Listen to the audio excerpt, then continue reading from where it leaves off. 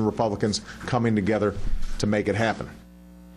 All right, I want to bring in Democratic Congresswoman from California, Karen Bass, Tea Party-backed Republican Congressman from New York, Michael Grimm, and Susan Page, the Washington Bureau Chief from USA Today. A very good morning to all of you. And well, let me start with you, Representative Bass.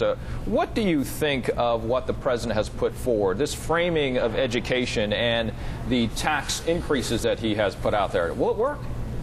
Well, I'm definitely looking forward to delving into details. What I know in general terms is that I do think it's a balanced approach. Everybody acknowledges that we need to do cuts, but we do have to do both. And in terms of the taxes, as far as I'm aware, he's talking about eliminating some tax earmarks and closing some tax loopholes. And so I think you have to have a balanced approach. You can't have all cuts. Representative Grimm, is he approaching this in a balanced way? Not at all. I got to be honest with you, I'm very disappointed. I was really looking for the president to step up and lead. This is not the leadership that we need. Here's the bottom line. We're looking at over 10 years, $1.1 trillion is what the president is saying we're going to cut. We had $1.6 trillion this year alone. 3 years of more than $1 trillion that in deficits. That's not sustainable. And the irony of this all is that our economy is starting to grow again. The private sector is trying to move. It's the government now and our spending policies that's holding it back. This is a job killer. This is exactly what we should not be doing. We have to get very serious about cutting spending, and this is not serious at all. You know, Susan, the president is stuck in the middle here. As I started out by saying here, the left nor the right will really like what he's doing. Is this then the best way forward?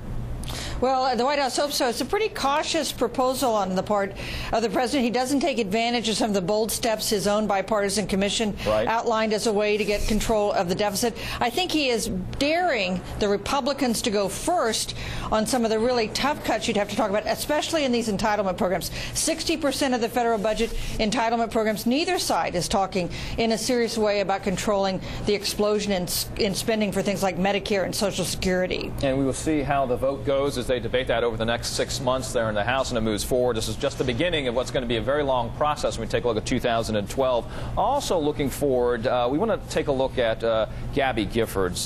Her recovery is going remarkably well. I want to show you a clip right here of what her husband, Mark Kelly, said to Brian Williams. Well, now, I mean, as of today, you ask her a question and she'll answer it.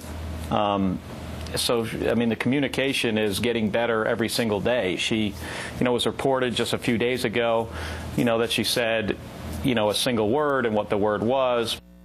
All right, now, Congressman Bass, Congressman Jeff Flake just announcing he'll run for John Kyle's Senate seat. I want to ask you, according to the New York Times, Giffords expressed some interest in running before she was shot. Do you think that's possible here?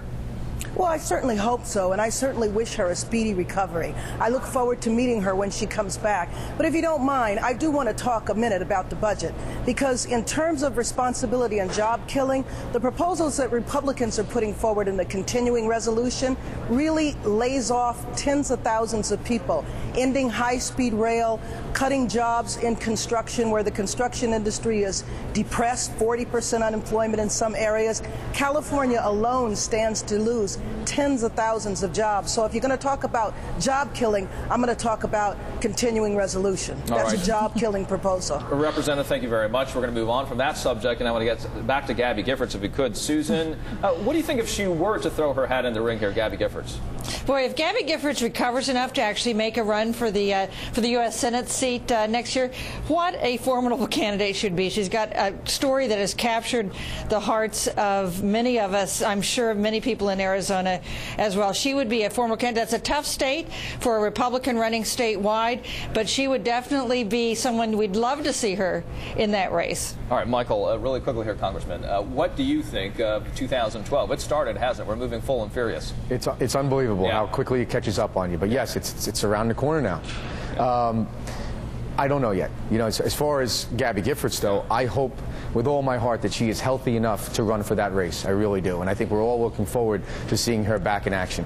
All right, Representative Bass, Grimm, as well as Susan, thank you very much. Our companies stick with us. We'll have more a little bit later. Great, thanks.